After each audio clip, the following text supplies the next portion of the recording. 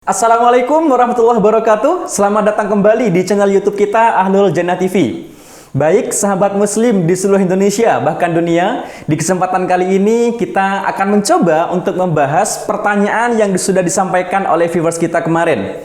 Ya, beliau di situ mempertanyakan tentang Al-Qur'an. Artinya beliau minta membahas tentang Al-Qur'an, di mana Al-Qur'an yang kita tahu adalah pedoman umat Islam, ya, kitab suci umat Islam, dan di situ juga ada hukum-hukum ya terkait tentang hukum Islam.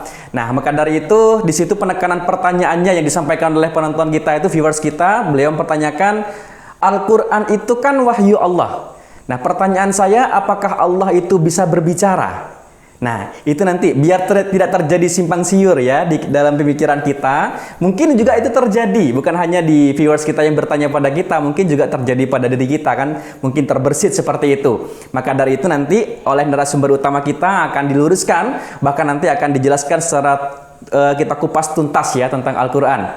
Baik, di sini sudah hadir narasumber utama kita, Ustadz Gusairi. Assalamualaikum Ustadz. Waalaikumsalam warahmatullahi wabarakatuh. Semoga selalu diberikan kesehatan ya Pak Ustadz ya. Semoga juga para supaya kita bisa terus menjawab semua pertanyaan-pertanyaan teman-teman yang setia nonton channel kita Pak Ustadz. Terima kasih dengan adanya bantuan doa dari para hadirin dan juga para pemirsa.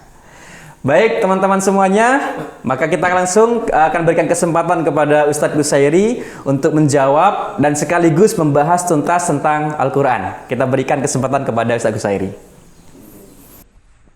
Terima kasih. Assalamualaikum warahmatullahi wabarakatuh.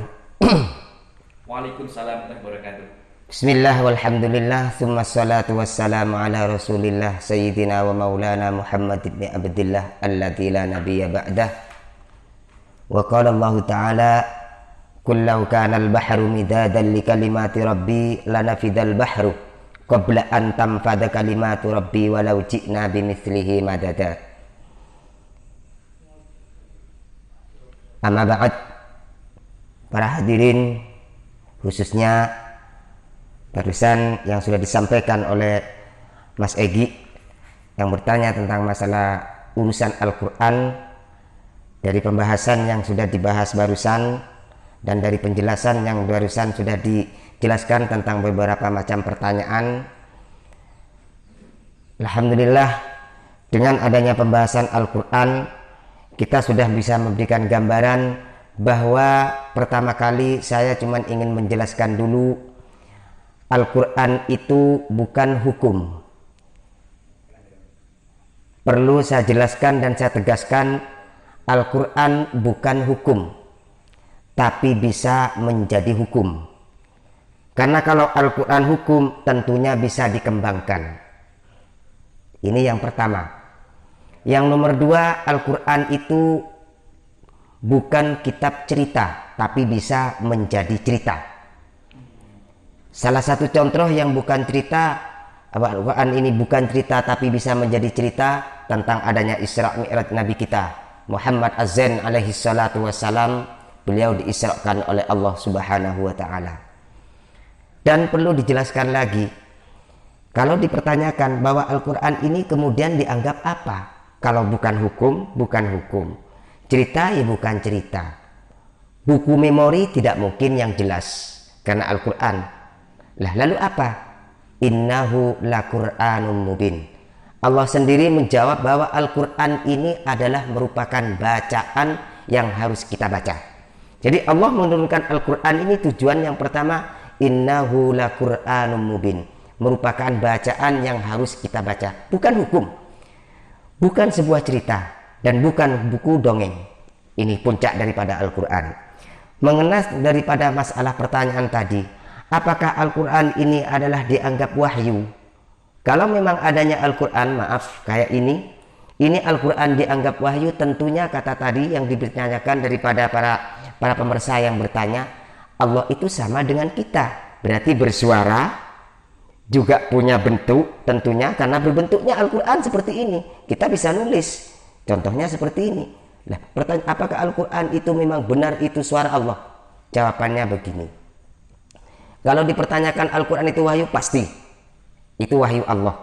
Tapi kalau dikatakan apa Al-Quran ini adalah wahyu yang jelas terjadi, urutan wahyu itu ada 3. Jadi fungsi cara menjelaskan ini Al-Quran disebut wahyu itu ada 3 macam komponen. Satu, kapan sih wahyu itu sebenarnya? Gini biar kita tidak salah simpang siur, biar itu tahu.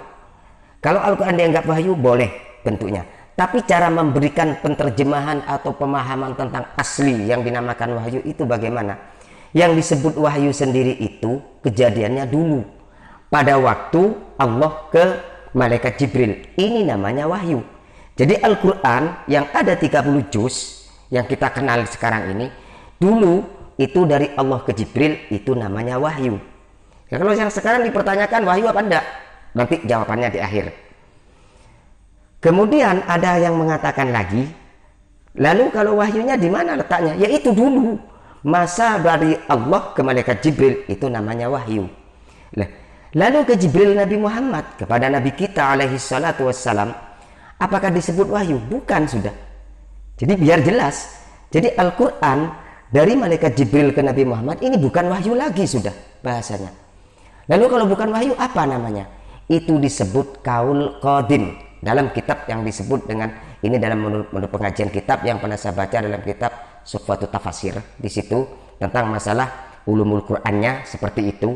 Jadi tentang Al-Quran ini dari Jibril ke Muhammad itu bukan wahyu, sudah namanya kaul qadim. Apa kaul? Apa qadim? Kaul kan pembicaraan, qadim kan dulu kejadian sekitar 1400 tahun yang silam. Jibril itu menyampaikan kepada Nabi kita Muhammad. Berarti ini kan disebut kaul qadim. Nah, sekarang yang terjadi yang ada sekarang ini, Al-Quran yang ada di musola ini di kita rumah, apakah itu disebut kaul qadim atau disebut wahyu? Bukan, sudah. Jadi ini bukan wahyu, sudah wis. Bentuknya, kalau memang aslinya ya wahyu, tapi yang sekarang ada itu bukan wahyu lagi. Kalau dianggap wahyu lagi, itu nanti Allah sama dengan kita. Lalu apa? Pertanyaannya tadi, apakah wahyu? Bukan. Lalu apa? Ini yang disebut makhluk, ai mukhalifatul hawadis. Kalau berbicara ilmu tauhid, wujud qidam baqa mukhalifatul hawadis. Ini perkara yang baru. Kalau Al-Quran ini yang ada di rumah-rumah kita di musola itu dianggap perkara yang baru, Anda buktikan di musola di rumah-rumah kita, apakah Al-Quran tidak ada yang sobek? Tentunya kan sobek kan? Ya apa enggak? Betul. Rusak, dimakan rayap, kan seperti itu. Karena itu perkara yang baru, bukan wahyu lagi. Ini sudah wahyunya dulu, yang kejadiannya dari Allah kepada Jibril, ini namanya wahyu.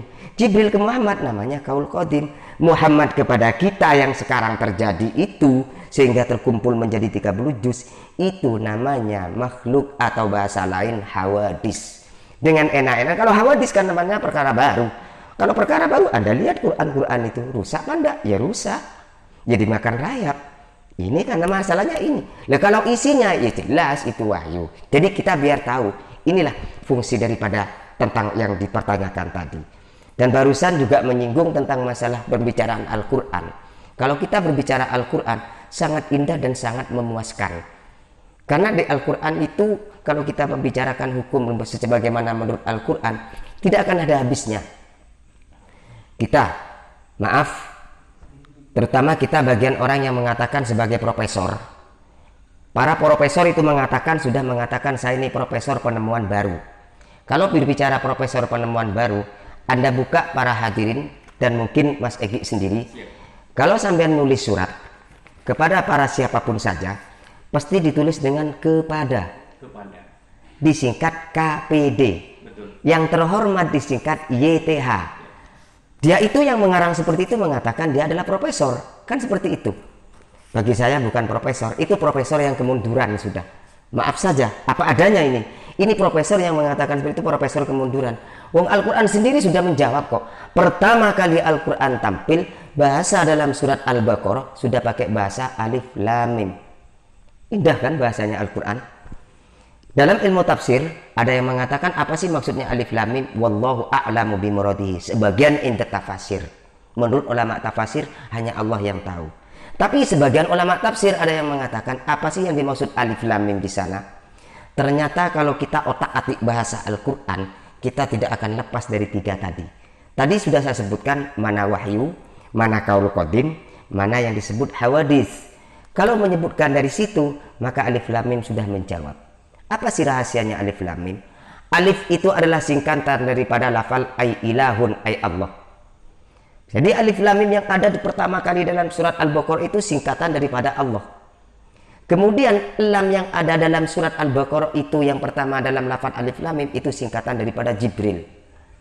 Nah, setelah itu di situ ada lafal mim. Mim itu adalah singkatan daripada Muhammad. Berarti kalau berbicara Al-Quran yang jelas tidak akan lepas dari 3 komponen ini. Allah, Jibril, Muhammad. Wahyu, kaul qadim, baru yang namanya makhluk atau hawadis. Pas kan sudah. Kalau kita menganggap ini wahyu adanya Al-Quran, benar. Tapi kejadian wahyu itu kapan? Ya dulu. Sekarang hanya isi daripada wahyunya itu. Gitu. Jadi kita biar tidak simpang siur, jangan mengatakan ini kalamullah Allah itu sama dengan kita bisa berbicara. Tidak. Kalau bentuknya wahyu bagaimana? Tanyakan dulu pada Jibril. Nah, kita tahu apa enggak? Kan tidak tahu tentang kejadian Jibril kepada Nabi Muhammad dengan adanya Allah. Itulah yang dimaksud dengan bahasa wahyu. Jadi kalau memang Al-Quran ini sama apa enggak Allah dengan kita? Tidak sama. Ini kan sudah hanya sekedar ini. Ibarat bentuknya, ya bentuknya ini sudah wis. Hasil daripada wahyunya seperti ini. Jadi bukan bahasa Allah sama dengan kita, bukan. Inilah yang perlu kita katakan. Kembali kepada lafal alif lam mim. Kalau di alif lam mim itu kita singkat dengan bahasa alif lam mim, bahwa Al-Qur'an itu tidak akan lepas dari 3 orang ini, dari 3 komponen, yaitu Allah, Jibril, Muhammad. Tidak ada yang lain yang masuk dalam isi Al-Qur'an ini, 3 komponen itu. Makanya kalau ada ayat-ayat lain itu yang sama dengan Al-Qur'an, itu tidak akan disebut Al-Quran, tapi disebut hadis qudsi dari Allah ke Nabi Muhammad langsung. Banyak kalau berbicara hadis qudsi, ridallah birrul walidain, itu termasuk hadis qudsi. Suhtullah bisuhtil walidain, itu kan ada yang mengatakan itu hadis qudsi.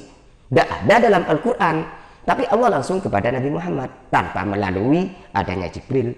Langsung ini namanya. Makanya yang ada di dalam di sini ini melalui Jibril, lalu kemudian kepada Muhammad, dan nyampailah kepada kita umat dari baginda Nabi Muhammad sallallahu alaihi wasallam. Ini yang terjadi tentang Al-Quran. Lah, kalau mau mengatakan ini profesor menganggap kita maju, mengatakan kepada yang terhormat disingkat KBD, dia sudah menganggap itu lebih maju daripada Al-Quran, lebih dulu sudah menjawab kok. Sebelum mengatakan KBD, Al-Quran sebagai mengatakan alif lam mim. Ini fungsi daripada itu. Dan kita sekarang kalau kita sudah rame-ramenya dengan pakai berdunia-dunia, dengan pakai dunia yang zaman pakai dunia yang pakai hafi. Jadi barang-barang yang sudah lebih maju daripada kehidupan dulu. Kita menganggap kalau kita menulis yang atau aku ditulisku. Al-Quran lah sudah menyingkat dulu. Jadi jangan kita menganggap lebih maju daripada Al-Quran. Karena Al-Quran sudah lebih dulu daripada kita lebih majunya. Kenapa? Al-Quran itu merupakan gambaran dalam surat yang ada dalam surat Kahfi. Itu sudah dijawab.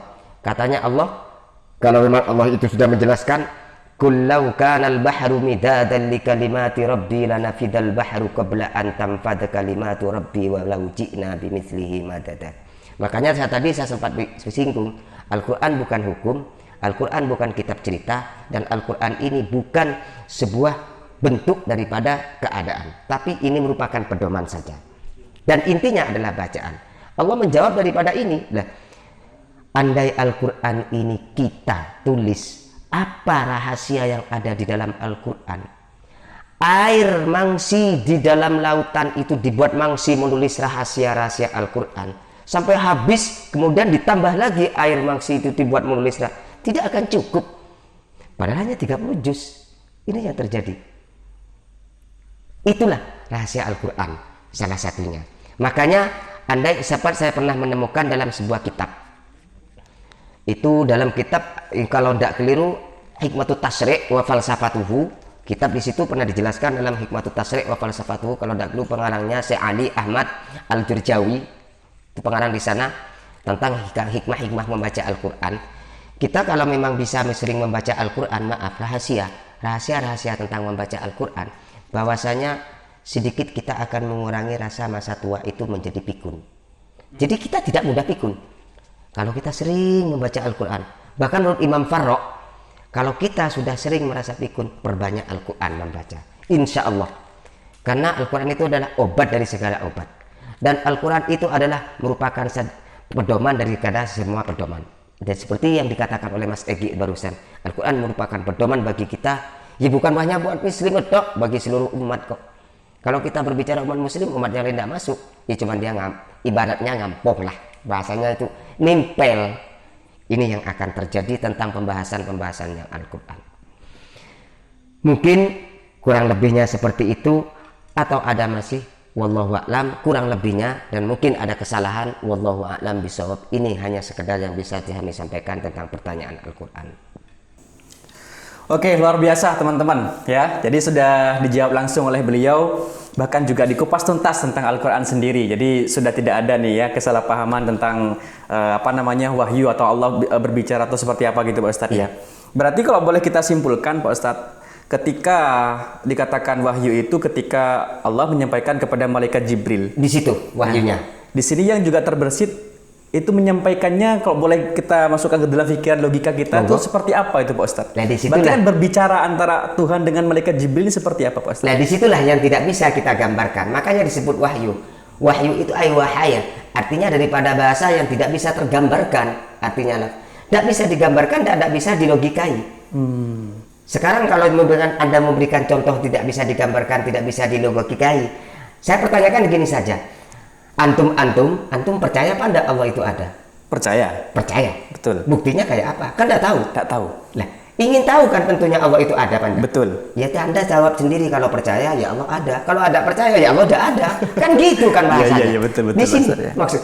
Lah antum memang percaya dengan adanya Al-Quran itu adalah wahyu dari Allah ke Jibril, percaya. Ya itu. Lah enggak percaya ya bukan wahyu. Maaf, karena wahyu tidak bisa digambarkan. Anda sekarang saya berikan contoh enak-enakan secara mimpi. Ar-ru'yah, sampean mimpi tadi malam saya mimpi begini Pak Ustadz, begini. Sampean cerita ke saya percaya dengan mimpi sampean, maka saya akan meyakini mimpi. Oh iya.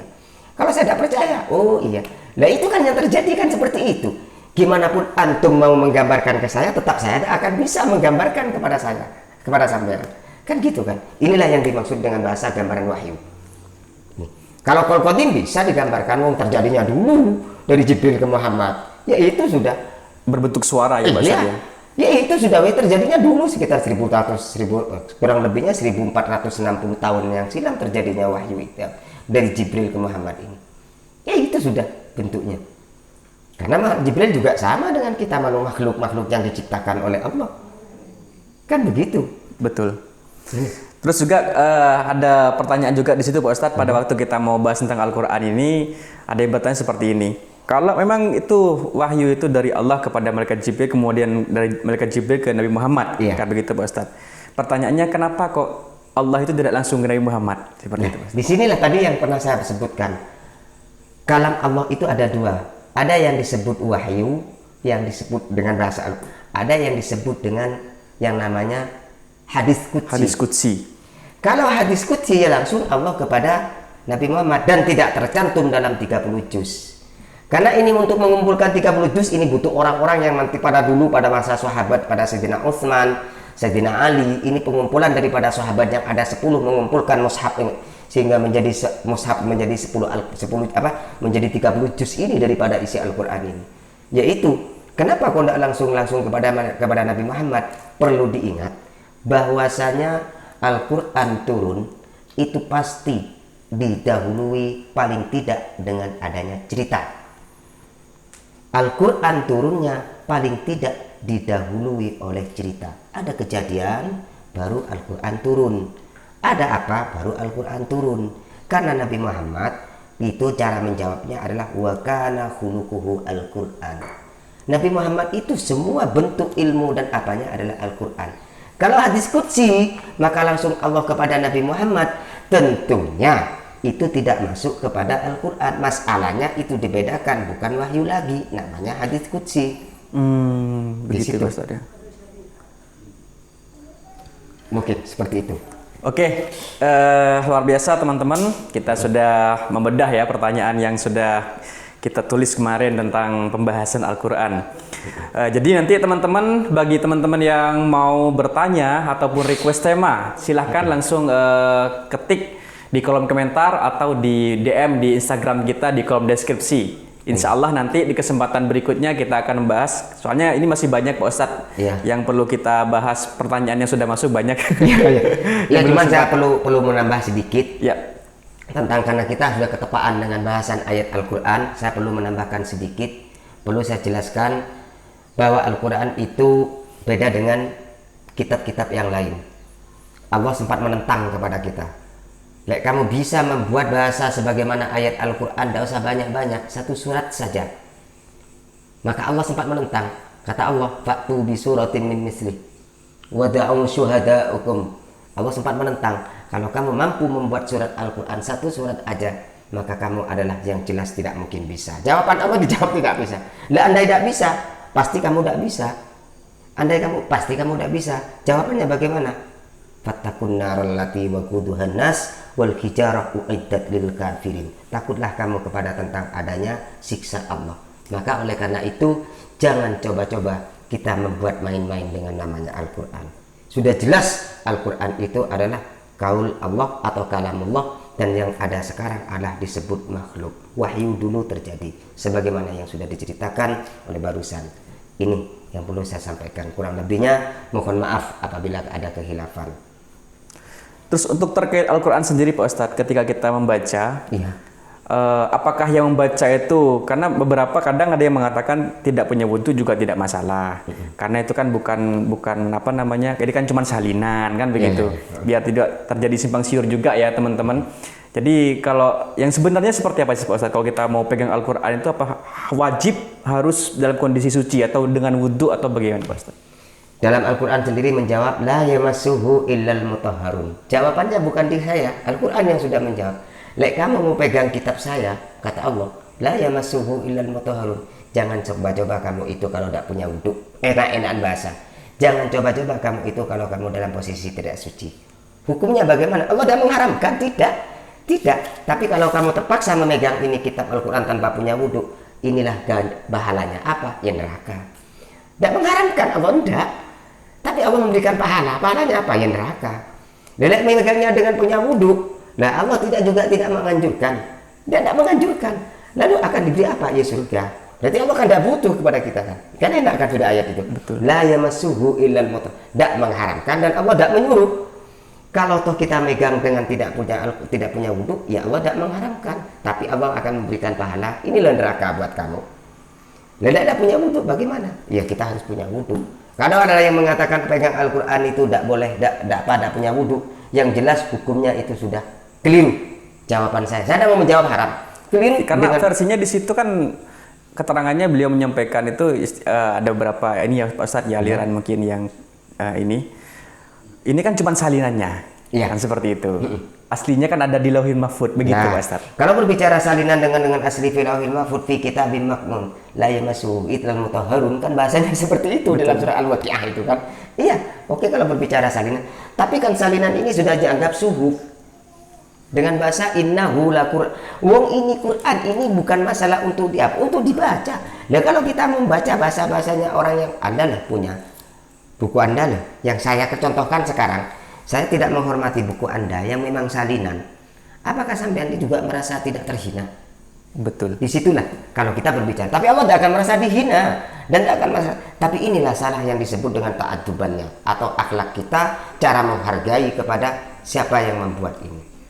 Ini yang jadi kalau mengatakan itu kalau memang ini salinan, jelas, bukan jelas-jelas salinan. Yang aslinya seperti itu. Tapi kita kalau memegang ini tetap harus punya wudhu, harus suci. Harus punya hadas, tidak boleh dari hadas besar dan hadas kecil, syaratnya itu. Nah kalau kita tidak punya daripada keduanya itu, kita masih tidak memenuhi, hukumnya tidak apa-apa. Jamin Allah dengan menjawab, ya antum kamu masuk neraka sudah. Gini. Baik, mungkin ini Pak Ustadz, sebelum kita, kan tadi kan kita sudah bahas menjawab pertanyaan dari teman-teman Pak Ustadz ya.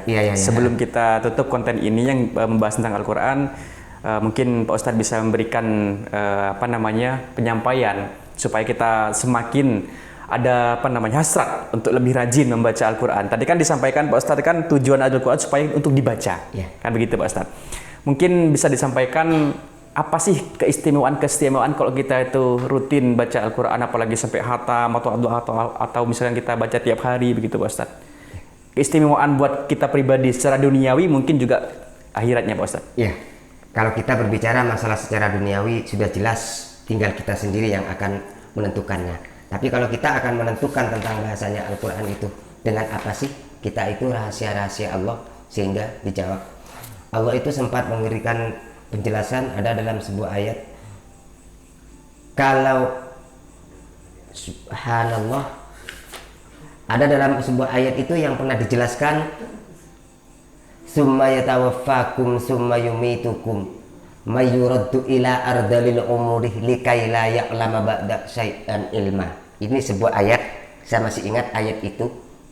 Di situ dijelaskan rahasia yang pasti, salah satu faidah yang kita akan rasakan, yang kalau orang itu sering membaca Al-Quran, otak kita tidak akan mudah pikun. Satu. Kemudian yang nomor dua, lidah kita tidak mudah untuk rusak cara berbicaraan. Kadang kita agak ketua sedikit mau menyampaikan huruf ha tidak bisa. Sudah mulai ini Pak Ustadz ya? Sudah mulai itu. Ini rahasianya. Kemudian sering membaca Al-Quran, mata kita tidak mudah rabun. Ini rahasia. Kata Imam Ghazali dalam sebuah kitabnya dijelaskan di Ihya Ulumuddin, orang yang sering membaca Al-Quran, lafal Allah, menyebut lafal Allah, itu bagaikan mengobati semua organ tubuh dengan secara fisik. Ini sehingga Al-Quran itu maka dijadikan pengobatan dengan secara medisnya. Kalau kita tahu tidak usah olahraga, perlu olahraga, ya monggo olahraga, tapi apa tidak lebih bagus olahraganya dengan pakai ini, dapat pahala kek, sekaligus tubuh kita menjadi sehat. Ini rahasia salah satu daripada bacaan-bacaan Al-Quran. Dan Al-Quran mau diletakkan di mana saja monggo, ditaruh di mana saja, dibaca di mana saja, itu monggo, bebas-bebas saja. Cuman satu yang tidak diperbolehkan, yaitu dalam tempat yang tidak pantas, berarti di kamar mandi, di situ yang cuma tidak diperbolehkan. Kalau rahasia tentang membahas masalah rahasia daripada Al-Quran, yang pernah sebagian yang saya pernah menemukan di situ salah satunya. Jadi saya mohon mungkin kepada para teman-teman yang hadir di sini, paling tidaklah 1 minggu kalau kita bercermin kepada beliau Al-Imam Ghazali. Beliau Al-Imam Ghazali pada waktu 1 minggu maksimalnya beliau sudah hatam Al-Quran. Imam Ghazali 1 minggu, setiap 1 minggu hatam Al-Quran. Maksimal itu 1 minggu. Bahkan ada dalam riwayat yang lain Imam Ghazali 3 hari sudah hafal, sudah hatam Al-Quran. Kalau hafal tidak usah dibahas, pasti beliau hafal. Betul. Situ. Maka ada rahasianya apa? Yaitu sudah satu, akan mengobati kita dalam segi organ ketubuhan. Kalau berbicara pahala, jelas sudah pahala. Kalau berbicara nanti adalah bagaimana Al-Quran menjadi penolong, pasti itu sebuah hadis sudah. Dalam hadis digambarkan orang yang sering membaca Al-Quran di kuburan kita akan cerah berahkan sebagaimana adanya kita sewaktu sering membaca Al-Quran, cerah beneran seperti itu katanya. Ya mudah-mudahan saja kita sebagai umat dari Nabi Muhammad dan berstandar kepada Al-Quran diberikan kekuatan oleh Allah untuk sering istiqomah membaca Al-Quran secara berjamaah atau secara sendirian. Itu yang kita harapkan. Terakhir dari saya pribadi cuman saya berpesan kepada hadirin dan juga kepada para yang lain semuanya, tolong Al-Quran itu andai berbicara. Ada sebuah bahasa Al-Quran itu pernah dalam katanya Imam Ahmad, adiknya Imam Ghazali, andai Al-Quran itu bisa berbicara, bahwasanya saya itu adalah penolong pada masa nanti, di masa akhirnya. Ini Al-Quran seandainya bisa berbicara. Ini Al-Qurannya sendiri, berarti kan Allah kan. Wallahu a'lam bishawab, kurang lebihnya seperti itu. Jadi marilah kita bareng-bareng sering membaca Al-Quran, di khatmil Quran paling tidak 1 bulan. Dan rumah kita kalau sering dibacakan Al-Quran, pasti itu akan menjadikan membawa berkah kepada kita. Wallahu a'lam. Wassalamualaikum warahmatullahi wabarakatuh. Saya kembalikan lagi. Waalaikumsalam warahmatullahi wabarakatuh. Terima kasih banyak Pak Ustadz ya, sudah dijelaskan secara detail nih. Baik teman-teman semuanya, ya satu pertanyaan tentang kita bedah tentang Al-Quran sudah dibahas oleh beliau, dan juga tentang khasiat-khasiatnya kita membaca Al-Quran supaya kita lebih berhasrat lagi untuk lebih rutin baca Al-Quran. Dari sisi fisik, dari segi duniawi jelas tadi Pak Ustadz ya, sudah dijelaskan, dan sisi akhiratnya juga beliau menjelaskan suatu hari nanti akan menjadi penyelamat bagi diri kita, begitu ya Pak Ustadz ya. Iya. Apalagi teman-teman semuanya kita tahu kita hidup di dunia ini sementara, bisa dikatakan kontrak umur kita kan kurang lebihnya updownnya kan 60 tahun, begitu Pak Ustadz ya. 63 tahun. 63 tahun. Updownnya di situ ya Pak Ustadz ya. Lebih dari itu bonus ya. Iya, lebih itu bonus karena dalam kata maaf ya. Kata Imam Ghazali itu manusia itu hidup paling maksimalnya 63 tahun. 63 tahun diambil dengan akhirat sama dengan 1 hari 1 malam. Umur kita di akhirat 1 hari 1 malam, kalau di dunia 63 tahun. Sempat saya pernah membacakan dalam riwayat yang pernah diterapkan oleh beliau Al-Imam Ghazali seperti itu. Luar biasa. Maka dari itu teman-teman, supaya nanti ada penyelamat buat diri kita di kehidupan nanti kita yang berikutnya. Ayo bareng-bareng bersama-sama kita dengan apa yang sudah disampaikan oleh beliau tadi, ya, dengan keterangan-keterangan beliau, mari lebih rajin dan giat lagi untuk membaca Al-Quran, begitu ya Pak Ustadz ya. Dan kita istimewakan kitab suci kita itu. Baik teman-teman semuanya, bagi teman sekali lagi saya sampaikan, yang mau bertanya ataupun request tema yang bisa kita bahas, silahkan ketik di kolom komentar atau bisa langsung DM kita di Instagram ya, di kolom deskripsi. Dan jangan lupa untuk share link ini, kemudian subscribe ya, dibantu subscribe ya. Dibantu subscribe supaya kita lebih bersemangat lagi untuk membuat konten-konten berikutnya. Sekali lagi tujuan channel ini kita buat untuk kita dedikasikan supaya bersama-sama kita mendalami Islam secara kafah. Sekian dari kita. Wassalamualaikum warahmatullahi wabarakatuh.